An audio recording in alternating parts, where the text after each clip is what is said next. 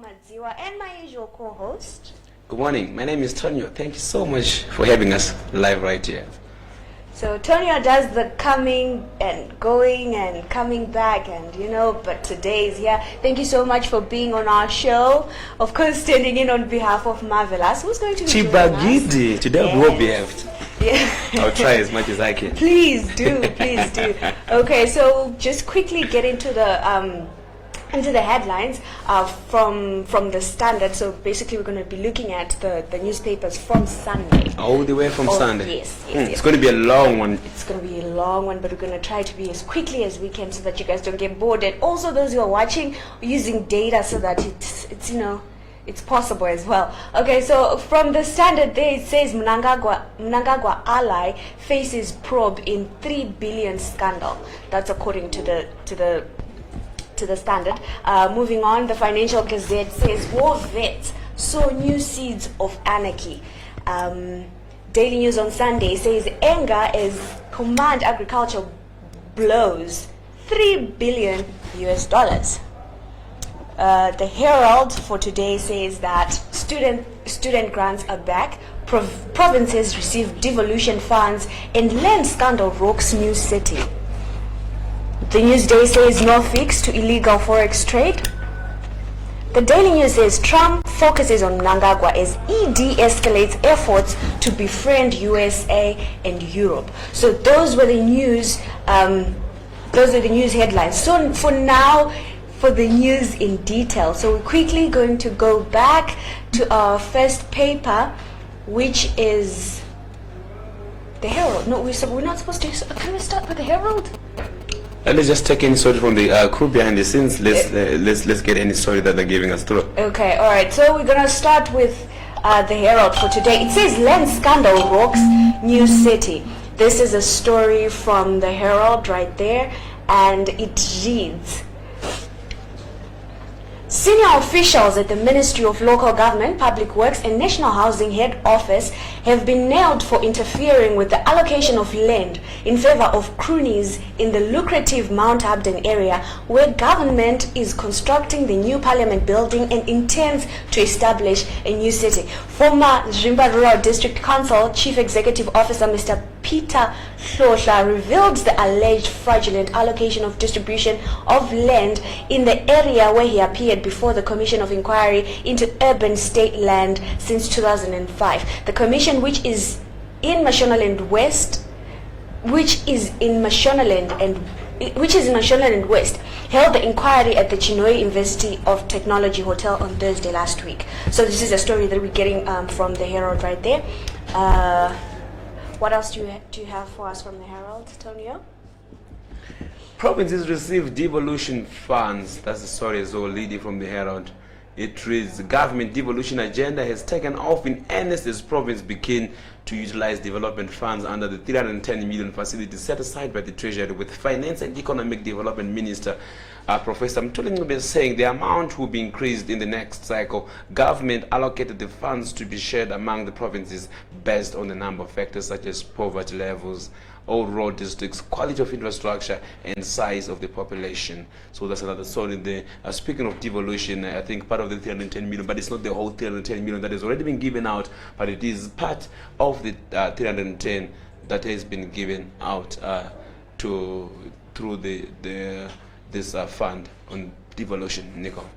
Coming back to the Herald again, it says student grants are back. Good news. It is. It is good news. Have you ever had a grant? I haven't. Oh yeah, we are from the old days where we actually get to receive grants and we use grants. And I'm sorry to say this, but I remember I didn't buy the first textbook with my grant. I bought my first sneakers with my grant. Wow. It's so much for being a polytechnic student. So yeah, of course, then the other half, I'm sure it went to good use. But I remember receiving my grant ever, because that was my money as a student to enhance my education. But from you guys in your generation, I don't even think we are yet to test this. But let's get to it from the Herald. Back to you, Nico. It says government has reintroduced grants for students in state institutions which were stopped several years ago due to non-payment, to boost access to higher and tertiary education and empower people, especially youths. students can start applying for the loans at the end of next month. Higher and Tertiary Education, Science and Technology Development Minister Amon Murwira yesterday said the facility was reintroduced after a realization that many deserving students were failing to access loans as the institutions were attaching stringent conditions. So this is like what you said. It's really amazing, bringing grants back. It's really gonna go, a long way. Yeah, but this good news. If I'm just to regress a little bit, I understand when Prof Moyo was appointed the Minister of Higher and Tertiary Education, this was his agenda to actually make sure that students start to receive these grants to enhance their educational period. So.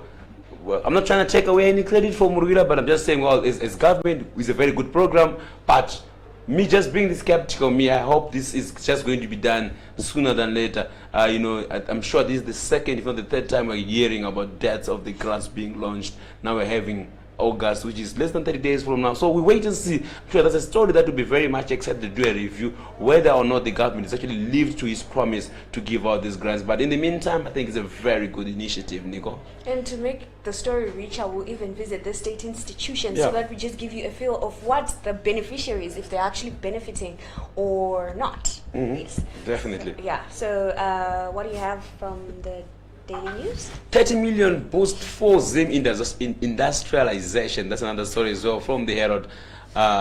It reads, government has given 30 million to the Industrial Development Corporation of Zimbabwe, IDCZ, as capital for major investment projects in a bid to support the slowing economy. This comes as low levels of production and attended trade gap, insignificant foreign direct investments, and lack of access to international finance due to huge areas have been identified as significant causes for the poor performance for the economy. 30 million injection is expected to help the low-income industry, the low-income country, to achieve rapid economic growth through industrialization. So I'm sure these are part of the programs that the government is doing to try and revitalize or boost the economy with the 30 million injection. But that's 30 million pound, not RTGS. Yeah, 30 million RTGS. Let's do the math quickly. Divided that by about 10, so there's about 3 million. 3 million US dollars has been injected. 3 million US dollars, of course, on condition of availability of foreign currency as and when it's actually available, and also hopefully hoping that the actual or the right companies are going to be able to actually get or access these funds. Otherwise, I think it's a very good move. Should these funds or these monies reach the right people, I think, well, it's a good move. Nico. Youth League in sensational uturn. That's another story from the Daily News that we have.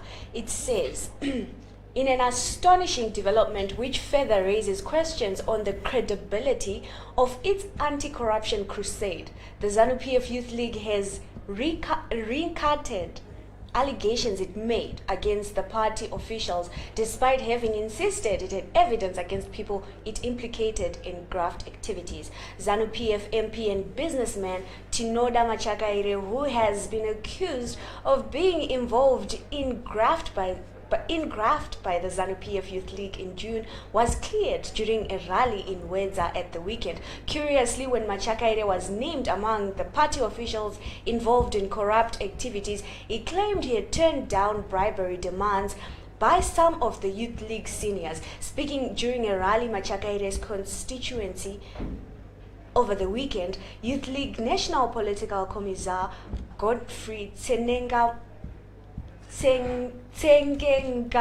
Wow, okay. Apparently. Should be Tsenengamu. Wow, sorry, my apologies right there. Apparently shouldered part of the blame, telling supporters that the legislator bought the evidence which showed he was not corrupt. Wow. So the Youth League announces that they are corrupt individuals and they have proof, and they name and shame these corrupt individuals, only to then rectify and say that, you know what, Tinoda Machakaire is not guilty, he's not corrupt. I'm not going to say anything, I'm not going to comment, but I hope that this, there's no more so much for name dropping, literally they're name dropping. either way you want to check it, they've just dropped the names initially. Now they're dropping the names off their list. So yeah, I think it's really so much of name dropping, coming through there. Interesting times. Old people's home faces closure. That's another story there in the Herald. It is that B.S. Leon Retirement Village is facing the threat of closure unless urgent measures are taken to address the worsening crisis, including the skyrocketing of prices and crippling power cuts that have escalated money demands from the donors. I beg your pardon. The center, located in Monville in Harare, was established 50 years ago to provide the help and assistance to the elderly and infirm members of the society. So I'm sure that's the elderly, the sick, and those who are no longer able to take care of themselves. So we're just hearing there from the Herald that the B.S. Leon Retirement Village is facing closure, obviously due to some serious viability issues that it is currently going through. So yeah, it was established 50 years back. I'm sure these are one of the oldest establishments that we have had, and for it then to face closure, I think it's a cause of concern. It really is. Yeah. I hope that they do something. The donors, of course, to contribute to these old people's homes, because they take care of old people. They really can't take care of themselves. So moving forward, it says MPs push for Pali Funeral Fund.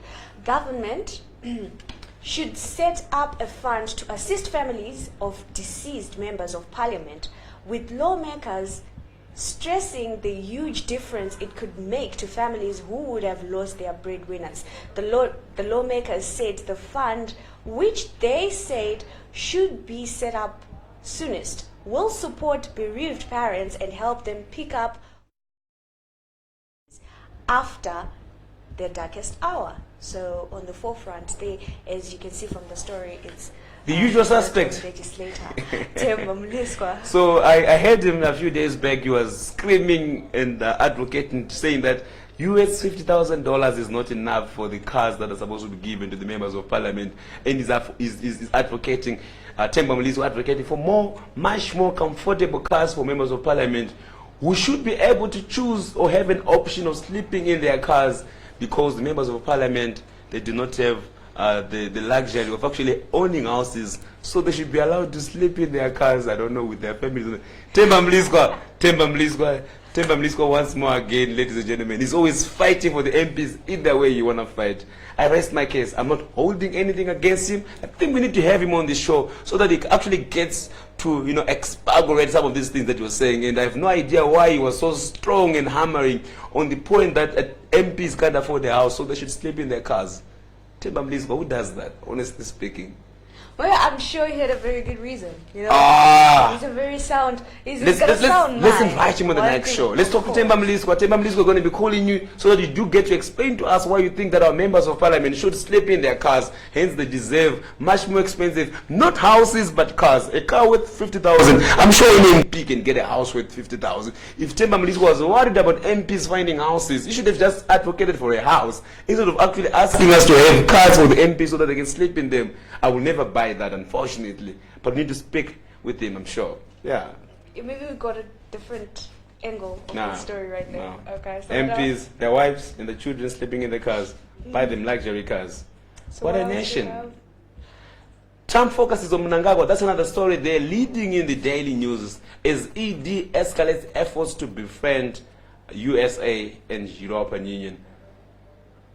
The story reads, President Donald Trump pictured here says the government continues to keep a beady eye on the development in Zimbabwe as Washington is being lobbied to review its long-standing targeted sanctions in Harare. The Daily News can report. This comes as President Emerson Mnangagwa's government said yesterday that it was hopeful that its lukewarm relationship with Washington and Europe would soon improve further as Harare starts implementing the much-needed political economic reforms. It also comes as the government has recently engaged two American lobby firms to help improve Zimbabwe's relation with the West, of course. So that's the story I'm making full of. But no offense, the Daily News has got a tendency of really making a big news out of a very small coincidence. I'm sure they got this from, if you've been watching a video, I'm sure I'll give it our crew behind the scenes to actually play it for us. there was a short video where Trump was asked by an, I'm sure it was a Nigerian journalist, how they're going to be helping out the Zimbabwean issue, interfering in the Zimbabwean issue, and Trump said that we are looking into the Zimbabwean issue because there were complaints that Zimbabwe was not able to do or implement some of these reforms because of sanctions. So Trump says that we are actually looking into Zimbabwe. That's all Trump said. He said, we are looking into Zimbabwe. Did you even say Zimbabwe? We are looking into Zimbabwe. I think we have to play this video back from our crew behind the scenes so that at least we get to understand exactly what he said. And I'm sure this is where the story is actually emanating from, where Trump spoke about this. But yeah, I guess still, when it's news, it made to the news. Nicole? Of course. So coming to the news day, there it says we will fight for media plurality. Sibanda. Prince Dubego Sibanda, the Information and Media Parliamentary Portfolio Committee chairperson, says during his 5-year tenure as head of the committee, he would like to see through the licensing of more independent players in the media sector. The Binga North MP holds a master's degree in financial economics and currently is a final year law student, and says he's also attained numerous other diplomas. Okay, of course, this is, I think, personally what Sibanda is all about. But basically what the story is saying here is that they want to look more into, but I have a problem with this. We want to fight for media plural. It's a very difficult word to read, yes. So the thing is that, isn't that we should advocate for adverse? It shouldn't be many of the same thing. You can't have 10 news days, having the same content. That's plural. But if you have diverse, so shouldn't we be looking at more at diverse? Plural in this sense, from these guys, was plural in the sense that it's just many. I think we've loosely used this word plural for multiple, plural for many, without necessarily looking at what stable or what media house is actually running this. But I think, so I'm sure that's the meaning of the word plural in that. Yeah, but coming from the chairperson of a portfolio committee, I would have preferred that he had said, let's. I've often heard them abuse or use that word too many times. Plural. Plural. Plural. Yeah. Either plural. way, we need them plural. Yeah. Of course. So anyway, but that's what he said. But also, I think it will be a good thing to just see diverse content. I'm sticking to diverse. I'm diverse not saying content. Plural. Yes. Okay. Plural. No. Our new word of the day, ladies and gentlemen. We always find a way. We do have our own way of making sure that we just come across these words. Plural. Yeah. Plural. Plural. Our new word of the day is plural. Yeah, so to say. So we are going to be taking a short break after this story, where we'll continue with our news headlines. But before we take a short break, here's the story. Zim faces HIV drug shortages. I'm sure this story has been recycled over and over again. That's another story there by Kolisani Nwe, saying Zim faces HIV drug shortages. More than 1.3 million Zimbabweans living with HIV and AIDS on antiretroviral treatment could fail to access the life-saving drugs due to government's failure to mobilize $6 million required to unlock the donor funding. This was revealed in a petition handed over to Parliament last week by the Zimbabwe AIDS Network on the failure by the government to pay its annual contribution of $6 million to the Global Fund in order to access $400 million from the International Health Fund. So we're supposed to pay $6 million so that we access $400 million, and we have failed to do that. So because we have failed to access $6 million, so we can't access the $400 million. So then there's now a closure to such a service, so to say, if I'm to say that. So I think it's a very, very sad note. It's on a sad note. So we are taking a short break, and we're going to be continuing we're going to be continuing our news brief after this short break.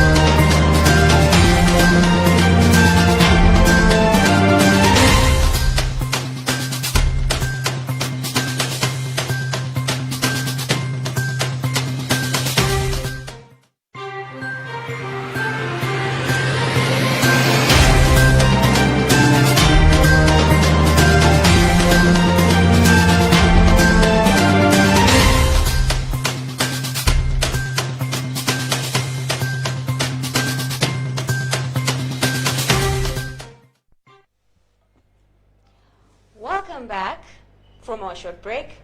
So let's continue telling you what we have more in our local press. So quickly we'll just dive into it. So which paper is this? This is the Daily News. It says Zim needs strong institutions to achieve 2030 vision.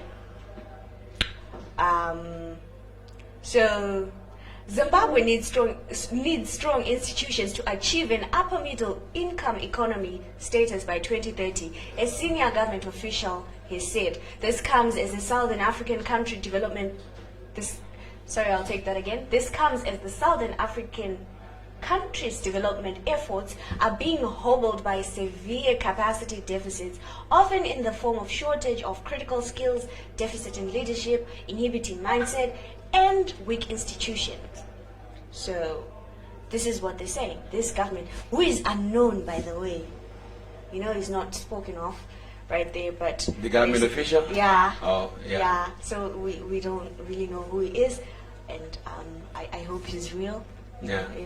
So yeah. Anyway, that's a story. It's a very informative story. Of course. What's it's not incriminating, but we have no idea why the fingers there or the Daily News thought of making this withholding. On such a story. But of course, I think there's a need of strong institutions. Like the strong judiciary system, the strong educational system, the strong anti-corruption system. A strong nation is built on strong institutions, just so to say. Insurers face 10 million IFRS bill. That's the story there as well, coming in the Financial Gazette, Daily News, so to say. Zimbabwe's insurance companies will spend almost 10 million to implement the International Financial Reporting Standard IFRS 17, which comes into effect 2022. Latest projections have shown. Clive Mukondiwa, a partner at the PwC, that's the PricewaterhouseCoopers, said he is not only concerned by the huge cost of the new regulations would drain from the insurance industry, but also penalties that may arise from the delays in implementing it. The cost of implementation may be between 0 and 2% of the GWP, and this is a large number, he said. So that's a story there that I'm hearing from the Daily News as well. There, Nico. Hey guys, so Zim power crisis to worsen. It never rains. No, it doesn't. It does not. Okay, so it says, this is the Fingas. Zimbabwe's electricity situation is deteriorating at an alarming pace and now requires everyone to play their part to save the crisis. Energy Minister Fortune Chassis has said the Southern African country is currently, they really like referring to us as Southern and African yet country. We are all together in Zimbabwe. It's not weird at all. Imagine. Anyway, so the Southern African country is currently facing massive load shedding of up to 18 hours, with the country's industrial sector taking the major fall as production time has been cut to between 5 and 6 hours a day. Chassis told delegates attending a meeting organized by the industry ministry on Monday that it was important for business, households, farming communities, and parastatals to service their 1.2 billion debt to Zesa Holdings to ensure that the power situation stabilizes. Okay, so basically what the article here is saying is that, Zim power crisis is not getting better. It's gonna worsen, and Especially after paying 10 million deposits, we're hoping that at least our supplies were going to change, after that.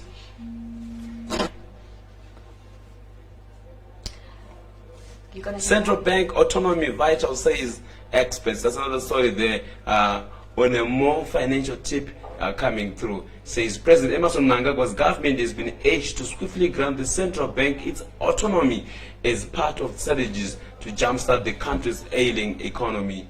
This comes out of Finance Minister. Mthuli last week indicated that government is working. Indicated that government is working on a plan to win off the Reserve Bank of Zimbabwe to ensure that it plays its advisory role. Economists who spoke at the Financial Gazette Executive Dialogue held under the theme Impact and Outlook of the Special Instrument 142 agreed that it was important for an independent central bank to focus on its core business of controlling inflation, exchange, and interest rates without being sidetracked by political agendas of the day. I'm sure that's a very, very interesting development. We should be able to see the independence of these strong institutions so that the Reserve Bank does not really necessarily focus on quasi-physical or quasi-business, but just focus on its monetary authority as the Reserve Bank. Nico, I don't know if you're supposed to be switching back to comments so that we at least get to read out. I know we understand that we've got a lot of people are actually watching us live. So we cross over to those people who are watching us live. Yes, you can go ahead, post your comments. I'm also sure if the crew behind the scenes are also going to be opening up live call-in so that we also get to hear your thoughts on today's leading headlines. But in the meantime, I think I'm crossing back to you, Nico,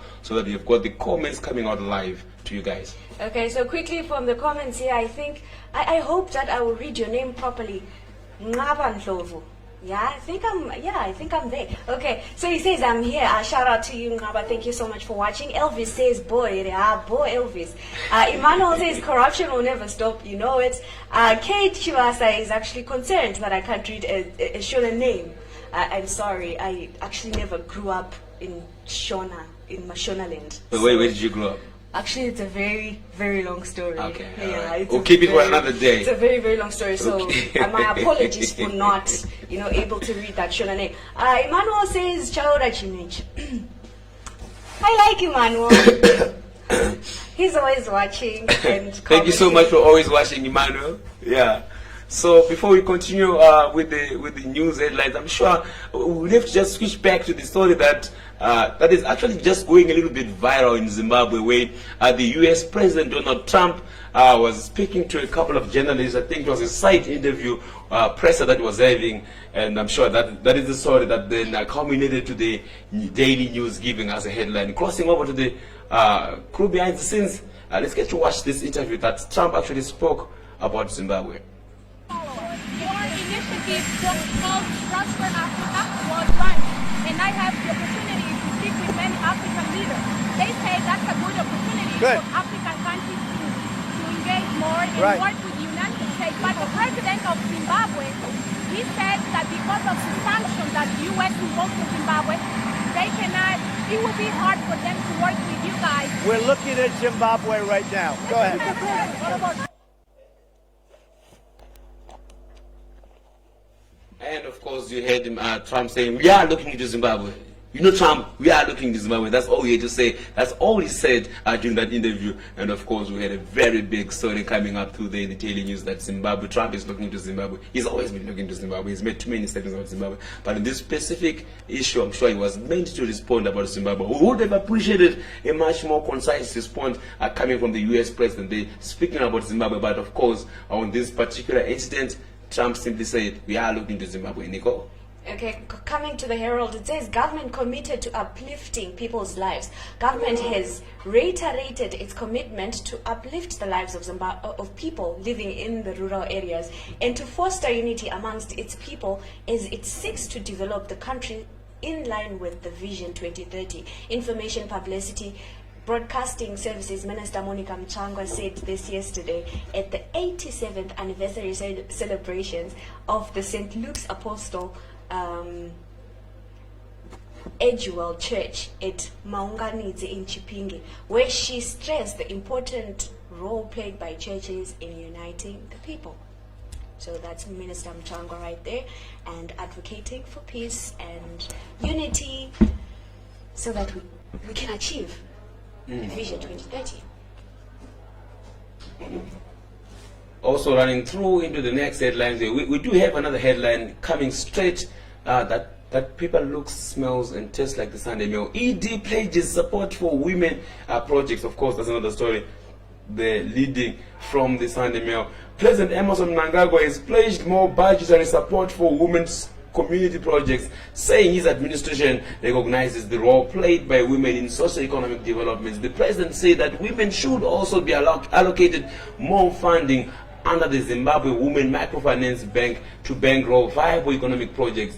President Mnangagwa made the remarks while addressing the ZANU-PF National Women's League Assembly in Harare on last Friday. Speaking of this Zimbabwe Women's Bank, I think we need to actually do a follow-up and get to understand how much so far since its enactment has been given to various women's projects. Who are these women? Is it purely a non-partisan project? And those were given, I think we owe it to the Zimbabwean populace to actually do a follow-up to understand what exactly are these guys really doing, what have they managed to actually do with the funding, and what kind of projects are they really working on, just out of interest to see and measure the actual progress that is being made by these developments. Nico.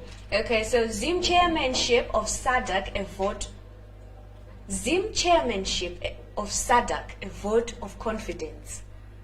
President Mnangagwa's pending assumption of the chairmanship of the Sadc organ on politics, defense and security cooperation is indicative of the region's confidence in the government of Zimbabwe and repudiation of the opposition's claims of a crisis of legitimacy. Foreign Affairs and International Trade Minister Dr. Sbusiso Moyo said yesterday. So the Minister of Foreign Affairs is saying that, the fact that the President is assuming the role of a chairmanship in Sadc means that there's a strong vote of confidence. There's a vote that, yes, there's so much confidence. And, the question of legitimacy is the opposition is trying to put it across, doesn't really apply. So, yeah. Are you speaking from that line, or you're speaking No, on behalf of Moyo? I'm speaking what I read. But here's my take over this whole issue. Zimbabwe's chairmanship of Sadc. I don't think it's an issue of ED taking over as the chairman of Sadc, but these are rotational appointments. So at this moment in time, Zimbabwe has to take in as the chairman. That's my take towards this. I'm not throwing in any legitimacy or illegitimacy issue towards this, but I'm saying the merit is based on the rotational purposes of us having to take a seat in the Sadc Troika. Understand, even President Mugabe is taken over. He has taken also this post once in a time, with or without still legitimacy issue or issues that Sadc was also handling as far as Zimbabwe was concerned. So for me, I honestly think that this is an issue of just making sure that the mandate goes from one country to the other, and it's our time this time around. Whether there is Mnangagwa, whether there is Peter Moyo, or whether there is Nelson Chamisa, it's an issue of giving the mandate to Zimbabwe. If you had to ask for my own perception towards the issue. Rich pickings for whistleblowers. This is another big story that was leading in yesterday's Sunday Mail, sting operations to be legalized and penalties for abetting corruption. The story from the Sunday Mail reads that whistleblowers will lift the lead on corruption, will soon be entitled to rich rewards, while their security will also be guaranteed under a raft of new measures proposed by the Zimbabwe Anti-Corruption Commission, ZAC, to fight festering rot in both the public and the private sector. The proposals exclusively obtained by the Sunday Mail are contained in the principles for the amendment of the Anti-Corruption Act, which are now before the Attorney General's office and the Office of the President and Cabinet, that is OPC, of course. So this is sort of stating that for whosoever who's going to be a whistleblower, to pay them with the case that you're going to leave the lead on, you're going to be heavily rewarded, and you're going to be given, yes, you get it, that right, state security is going to be accorded to whosoever that is actually going to come out and spy or whistleblower on anyone that is involved in corrupt activity. I think it's a very good move. If I'm going to be paid for whistleblowing, I think it's better off I'd be paid for whistleblowing than being paid a tip for knowing something. Then I think ultimately this case of corruption, because I think, as far as I am concerned, corruption is the biggest scourge in Zimbabwe. We need to deal with this ruthlessly. So I think for me, it's a thumbs up there to the government for such an initiative to try and cut down and fight corruption completely. The Daily News on Sunday says government rules out nuclear power for Zimbabwe. The government has said it has no intention of introducing nuclear power, even though the technology continues to be an option for future reliable energy. In the face of a deepening electricity crisis, a cabinet minister has brushed off a lobby of nuclear power generation anchored on Zimbabwe's possession of some of the largest uranium deposits in the world. Addressing a post-cabinet press briefing on Tuesday in Harare, Energy Minister Fortune Chasi said, although there have been talk of uranium deposits in the country, government will not go that route. And I quote, nuclear power is not an option because it is regulated internationally. Instead, we will stick to alternatives such as solar power, where we avail incentives such as waiving duty on solar products so that we disengage as many customers from the national grid as possible, Chassis said. So completely we do not have nuclear power as an option for our power cuts. Well, I strongly feel that, well, you may have said that, I think the reasons were rather not well informed, or for me they were not the best reasons for us to pick the reason why we should not be implementing uranium, because we are one country that is definitely in dire threat of alternative energy, and this is the time, this is the best time for us, where look at countries like China, look at countries like United States of America. They do bring in a lot of investments towards the R&D, that's research and development. I think at this moment in stage, our government should be actually putting a lot of money and resources into researching how best we can actually use uranium, because we do have lots of uranium deposits lying in Zimbabwe which have never been really mined, and neither are we doing a lot out of this. But countries like Iran, Iraq, of course, are using them for other purposes, but still this can be used as an alternative mode of energy. If you ask me, I think we should be actually investing towards research and development, so that we can see how best we can actually tap and utilize uranium as an alternative form of energy, instead of continuously relying on our electricity pump through, turbines or kinetic energy, so to say. Of course, because it seems like solar energy takes time for investment. Yeah. For you to completely say we are now a solar powered country, it takes a lot. And a lot of time, a lot of money, and a lot of resources that we really don't have. Yeah. Meanwhile, I would say, I agree with you. Meanwhile, this uranium business can actually be solving our problems. But hopefully, anyway, I would have hoped. I would have hoped. Yeah, I would have hoped it does that.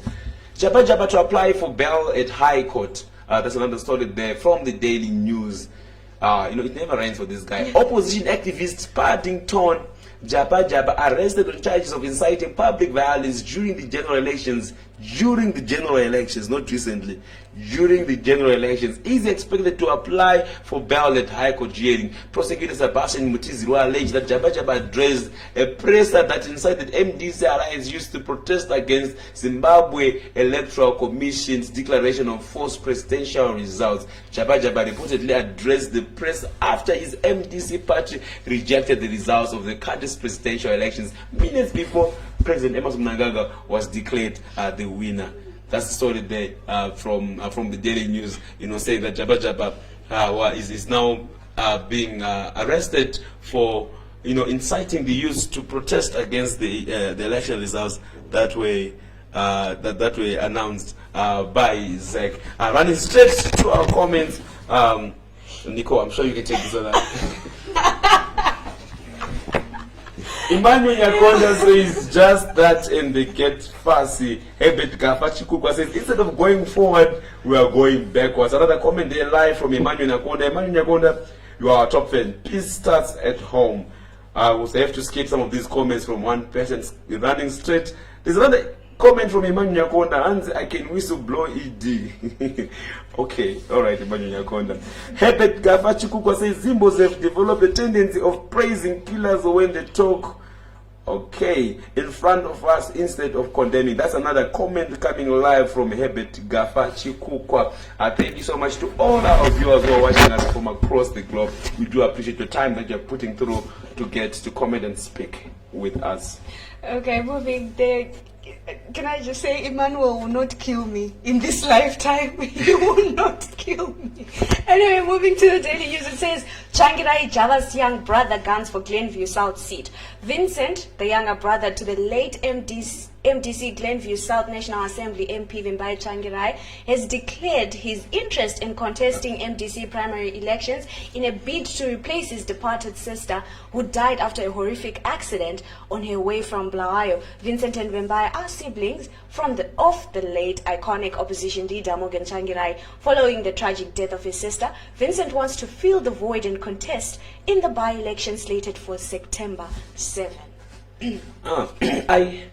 If I can just quickly throw my 2 cents into this whole issue, I strongly feel that the Glenview constituency has been made more or less of a Changirai reserved seat, which is a good and a very bad thing. I think it's a cutting edge. You know, it makes it very easy for them, if you ask me, to at least in a way remember or try and keep the heritage that Tsvangirai has put through, in as far as creating a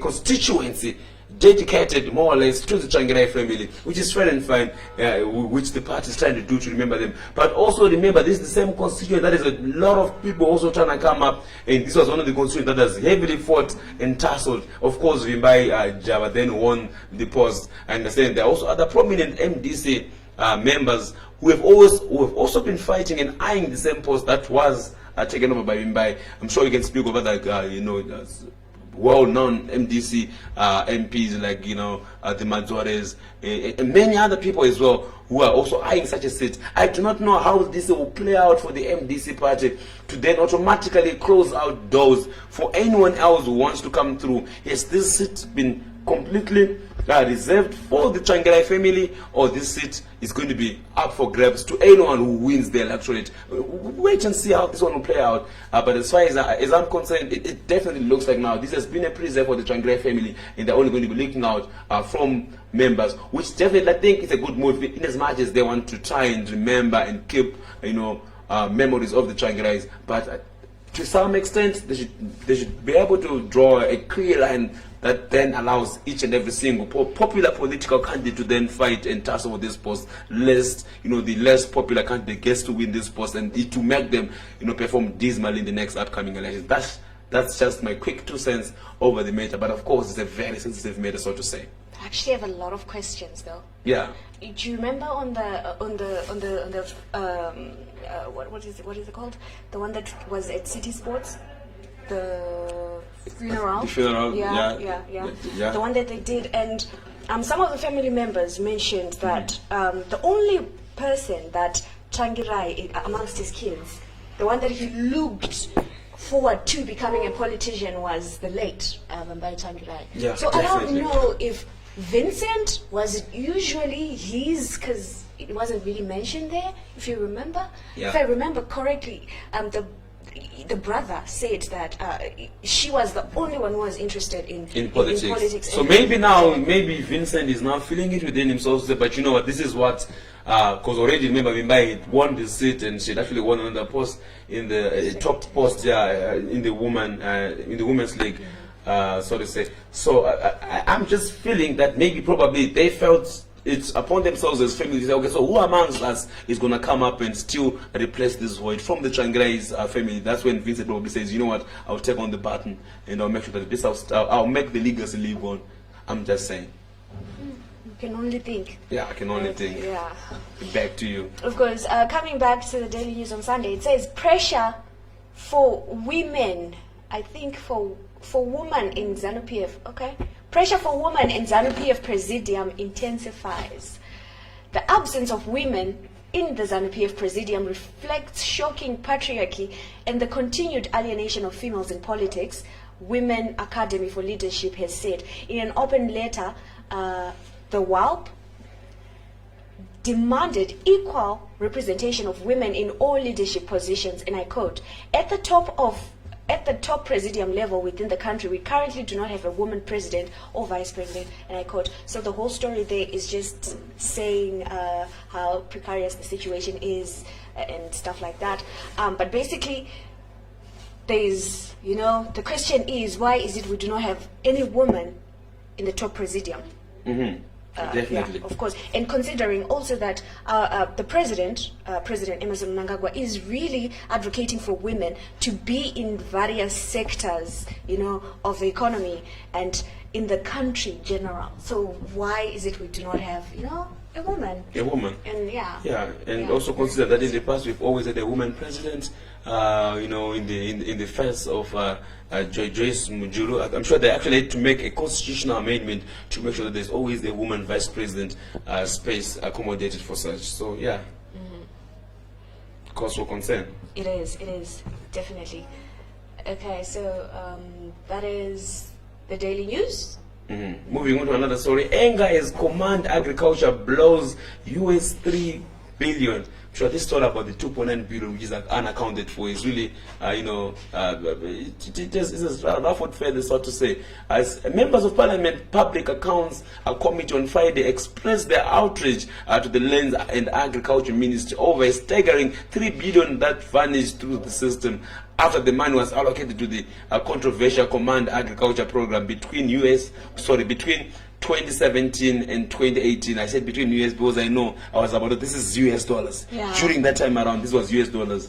This comes as Zimbabwe is embarking on its largest importation of maize in 3 years after most of the funds allocated to the Command Agriculture to boost the food security in the country are said to have been looted by politically connected service providers. Lands and Agriculture Minister Permanent Secretary Rimson Chitsiko and Finance Director Peter Muzamiri had appeared before the Parliamentary Public Accounts Committee to present the oral evidence in the light of Auditor General Mildred Chili's 2017 and 2018 reports. So it's a very interesting story. And I'm sure I followed up this episode in one of the press publications also saying that the Zimbabwe anti-corruption is now seized with the matter as well. I'm sure maybe we can pass through this sort of amongst one of the papers where Sadc said it is now actually investigating the whereabouts of the 2.9 billion.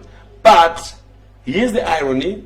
Tagwire, a very close ally of President Emmerson Mnangagwa, is the one who was actually commandeering, the disbursement of this 3 billion that the Parliamentary Portfolio on Agriculture is actually questioning. And so when they were questioned about this issue to say, so where are we going and what's the issue all about? The response from Sadc was rather lukewarm, very disappointing one for a commission which is so fresh and which is supposed to be anti-corruption. It says we only do not have the records of what really transpired with the 2.9 billion. But this does not necessarily mean that the 2.9 billion was either stolen or misappropriated, but it simply means that we do not have the records of what really transpired. Who the hell does that?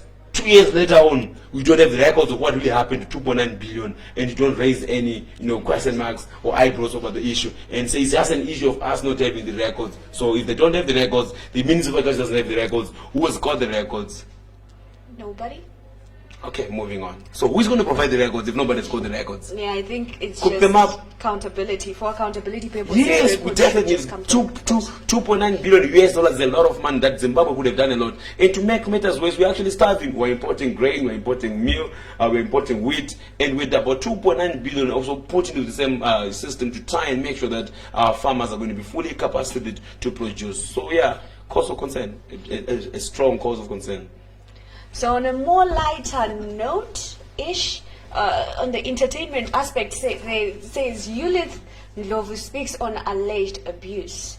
So Ulith Ndlovu is the former Pax Afro lead singer vocalist. Let it play. Exactly. Yes. Were you there? I was. If there's one thing that Professor Moe really did so good during those days was okay, getting back to you. Okay, yeah. It seems like it was a very good song. It was a very it was. I still have that in my playlist. Okay. Okay. So anyway, viewers, excuse Tony or pretend like you can't even see him. So it says former Pax Afro lead vocalist Ulith Ndlovu has described claims that she was sexually abused by former Higher Education Minister Jonathan Moyo as utter rubbish. An online publication caused a stir on social media when it published a story claiming that Ndlovu was now a drug addict as she failed to come to terms with the alleged abuse by Moyo, who was the brains behind Pax Africa. Which online publication does that? Like seriously, honestly speaking. They just make us look bad. Yeah, Just makes everyone look honestly bad. speaking, online publication, please. I hope Zimbabwe online content creator Zoc is going to do something about this. We're sick and tired of all this stories just coming out from the online players. You just can't come up with the story that says he was abused and now he faces mental issues. It's very much unfair. She's a married woman, for crying out loud. Think of other people before you just publish it, the publish part, and then you're looking for traffic. It ain't fair. I'm just saying it's not fair at all. Is Zim said to get US 34 billion for infrastructure? This is another story, is a matter of fact, they're always doing this Zimfact people. Oh, I like this in an article headline, Zimbabwe to get 34 billion facilities, published on Friday, July 12, 2019 by the Herald, reported that Zimbabwe was now to see investment worth 34 billion over the next decade. The claim was premised on comments made by African Development Bank, AFDB, principal country economist Walter Odero at the launch of the bank's 2019 Zimbabwe infrastructure flagship report at an event in Harare on Thursday, July 11. According to the Herald, Zimbabwe is set to achieve 34 billion worth of infrastructure development in the next decade, and the African Development Bank has said the country is set to close this gap thanks to the government's policies and 2019 Zimbabwe's infrastructure flagship report, which was prepared by the bank on behalf of the government's launch in Harare. In conclusion, it's a matter of fact that's coming through. In conclusion, the Herald's claim that Zimbabwe is to get 34 billion worth of facilities for the infrastructure is misleading. What the AFD report is misleading. What the AFDB report and its chief economist said was the US 34 billion is what the country needs to raise for infrastructure rehabilitation. It did not say that Zimbabwe was going to get 34 billion. In other words, it's correcting a misconception there. It says Zimbabwe needs 34 billion, but the Herald ran with the story that Zimbabwe is going to get 34 billion from AFDB. I feel as like a matter of fact. I had to, when as you was going towards the conclusion, I felt like giving a standing innovation for the story. I said this on the story when we read the story, in the Herald. I'm like, there's no sync between the headline, what the headline said, and what then it said. Exactly. The AFDB did not specifically say Zimbabwe is being given this amount 34 of money. billion. Yes, it said you need about 34 billion. Exactly. There's a difference. Oh my God, I like being right. Okay, so Zimbabwe food crisis and emergency, says the UN. So I think this is a story that we've been running over and over. So, from New York, actually. So, Zimbabwe food situation is moving from a crisis to an emergency because the El Nino-induced drought and the ongoing economic meltdown, the United Nations has said. Plaxetes Chibura of Epworth, located about 20 kilometers southeast of Harare, is in desperate need of food aid. And I quote, "We have resorted to just 1 meal a day," said Chibura, who is 48 years old, who struggles to take care of her grandchildren. At times, it's just the vegetables we get in our garden. We are just struggling to get money to buy food. I wish donors would bring us food, especially for the children, as I am not employed. So the government has been running that program of the food aid. I don't know if it has started because they just promised food aid. I don't know if it has started. So these are some of the areas and some of the people that will benefit from the food aid, given that it actually, starts to be in motion so that people can actually benefit from it. Yeah. Sadc mobilizes for stay-away. That's another big story. They're coming from Sunday, the Standard. The Zimbabwe Congress of Trade Unions, Sadc, yesterday said its General Council had resolved to mobilize workers for a mass stay-away protest against the deteriorating economic situation. A stay-away called by the Sadc in January turned violent, and President Emerson Mnangagwa deployed deployed the army in urban areas, and human rights groups say soldiers killed 17 people and raped several women. ZCTU leaders were charged with treason, and last week the Labour Center said its officials had reviewed the death threats. Peter Mtasa, the ZCTU president, told our senior reporter Obey Mayanati in an exclusive interview that the January events and the alleged death threats would not deter them for calling for yet another stay-away. So that's the ZCTU president. They're saying we are going to be calling in for another stay-away to get our workers, to get our members to protest and show their displeasure at the current economic meltdown. And they're saying that they are not worried, neither are they going to be worried about the last killings, beatings, all the heavy-handedness that was shown by the police in the last protest. So that's the ZCTU president as well, coming through strong. Come to think, he's still facing the same case is still appearing before the Harare magistrate, and is about to call for yet another one, because I'm sure he's actually facing treason charges over the same issue. So yeah, interesting times ahead. The Newsday reads, top Harare hotel evicted. the High Court has ordered a Top Harare hotel to vacate its premises by Thursday after its owners considered that they were occupying the property illegally. The dispute over the ownership of stand 761 in the plush Glenlawn suburb between Pandari Hotel and Elko Alexis Raven started in 2016. Raven argued that he had not authorized the hotel to set up shop on the property. Of course, the property at the hotel in question here is Pandari Hotel, and the owner is Raven. So Raven is saying that Pandari is not supposed to be where it is. So he did not authorize the hotel, to set up shop on the property. Yeah. So it's okay with the hotel, but not the shop on the property. Am I getting it right? No, he's not okay with the fact that the hotel itself, was set up on his property. Okay. Maybe the agreement was something else, but not a hotel setup. Okay. Yeah. So, plus guys. So, hotels charge electricity, charge your water, they charge everything. Oh yeah, so, definitely. Yeah. It's So a bigger bill on them, is, so that's course. what is turned up for it. Coming through as well on a much more sad note. Remember the ICC has banned the International Cricket Council has banned Zimbabwe from performing into any next international cricket match due to government's interference in the past committee. So Kirsty Coventry there is got another story commenting on the developments. She says that Kirsty Coventry denies interference. Sports Minister Kirsty Coventry on Friday denied that the government had been interfering in the running of the country's cricket. Coventry, a former Olympic swimming champion, said in a tweet she was devastated by the effect of the prayers on the decision by the International Cricket Council ICC to suspend Zimbabwe cricket ZC because of the alleged political interference. So she's actually denying that the government did not interfere howsoever in the ongoing of the local cricket board. But of course there are strong allegations that the government did interfere with the developments. And of course, once the government interferes in an independent sports commission, the ICC will distance themselves from you, your government, and your team as well. Okay? Of course, power outage cripples internet services. Okay, so this is also a story that we have on Technomag. Yeah. So I'm afraid I'm not going to read it. Okay, Yeah, maybe we'll take it through from a skip it. technology Of course, stories. Yeah, of course. definitely. So, right. The Herald says ZESA owes council 135 million.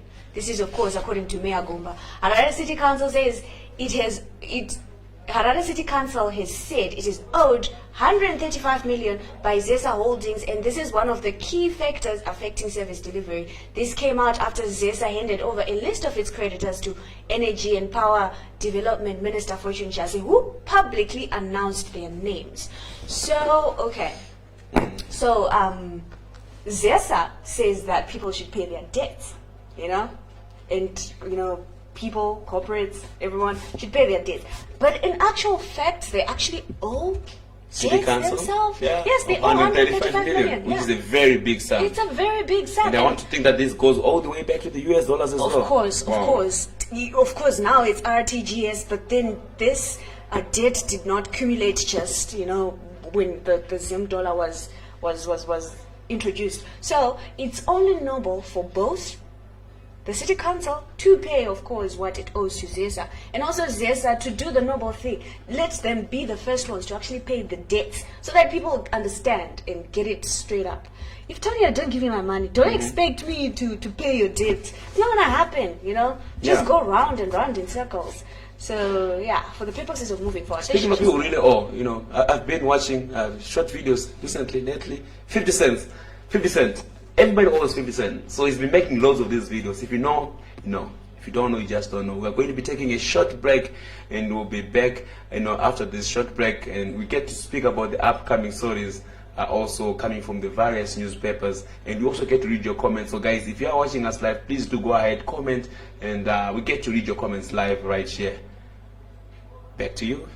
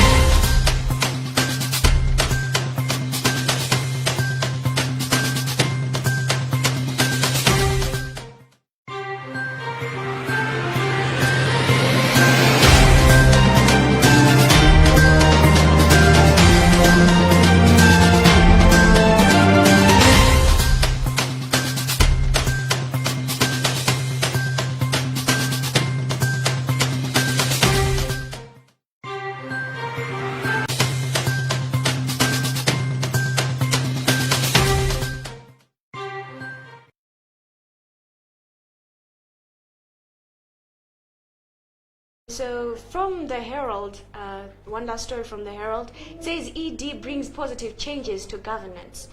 And it reads, the Cabinet Committee on Reform is working on recommendations made by the Motlanthe Commission as part of the plethora of positive changes by President Mnangagwa's administration to fulfill commitments on good governance. Secretary of Information, Publicity and Broadcasting Services, Mr. Nick Mangwana, said the Motlanthe Commission, chaired by statesman and former South African President Kgalema Motlanthe, was an international panel set up by President Mnangagwa to look into the post-election violence which occurred on August 1 last year. So that is a comment, official comment from the Permanent Secretary in the Ministry of Information, Publicity and Broadcasting Services, Mr. Nick Mangwana. So that was our last story that we had today. Do you have any comments there? Yeah, not really. Yeah, so that was our last story there. So remember, like the story that we read earlier on from about Econet, so please do visit our website www.technomag.co.zw so that you can get more in-depth a quick rundown on those stories, what's trending on Technomag just before we wrap it up. Okay, I'll leave this one to you. Okay, she just throws straight into my face. Of course, what has been trading over the weekend, like we all knew on Saturday, we were all down. Econet was down, EcoCash was down, that was not moving, calls were not moving. Econet was completely down, nationwide. I think it was from morning, I'm not sure around what time. I was asleep. I only woke up to a dead Econet up until around past 3 p.m. So I think it was around maybe 5-6 hours of downtime from Econet Wireless. Of course, they alluded the problem to a power shortage. Saying that they did not have power. In fact, it wasn't the actual cause. It was caused by power shortage. So when we then got back the power, their generators and their automated system that was supposed to come back and bounce back the system did not manage to come back in time. So there was a bit of an out of sync that then happened, causing a serious downtime. So Econet has got a lot of servers by the Willow Site Center. They've got the intelligent network. This is the same system that under their NOC that then runs the database of your numbers, database of your actual data, and database of the bundles that you've got. So once that system goes down, it takes a lot of time to then reboot the database and make sure that everything is up and running, independently and together, and that then syncs and communicates back so that by the time the system comes back, you're actually able to inquire your balance. You can look into the actual balance that you had before the downtime was there. You actually have got the actual WhatsApp or data bundles that you had. So that there's a certain database that then communicates back with the actual system, and then that then locates you to say, okay, so you are user XYZ, you're using base station B, which is located in Harare CBD, and we can reach you on this call. So there was a lot of technicality that then have to come back in the system. So of course we did have power, and they also had power at the same base station, but the actual system rebooting and making sure that they reconfigure and get back all the systems together so they communicate takes a long time before the actual handshake protocols are completely done. So this was a process that then took us about 6 hours. But my issue is, what if we're going to have more days without the actual power, and it takes about 6 hours to get back the system?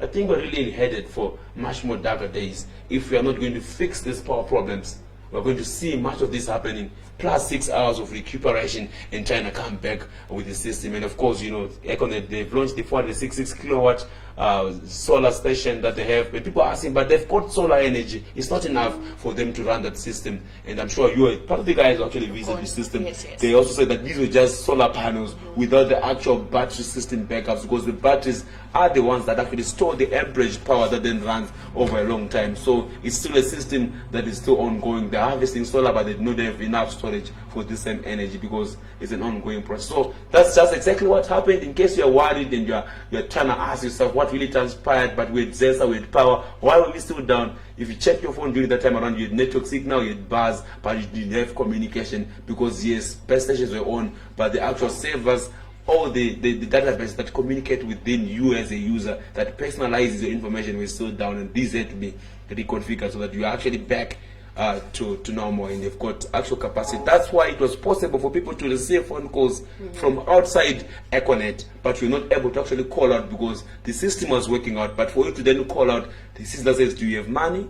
Is that enough? Can it call through? What's your last balance? Was down. So you couldn't possibly then initiate a call outside the econet. But then for you to receive, you don't need that whole intelligent network to then synchronize and passes through all that information before you are authenticated to actually call out. So yeah, that's just me. How I'm not just being geeky. I'm being as plain as I can be to try and just break it down to you on exactly what transpired over the economic issue. But the real issue still stands. We need continuous sustainable power systems, otherwise darker days are coming through. Yes, we did say this article before it happened, and many people calling us, but is this the downtime that you're talking about? This time around wasn't a downtime. It was a technical fault caused by a downtime, so to say. So of course, well, apparently we can't tell you everything, so we're just going to leave it to you. Well, of course, there's also the fact that these mobile networks have been contemplating on shutting down when ZESA is off. So should we say it was a system glitch,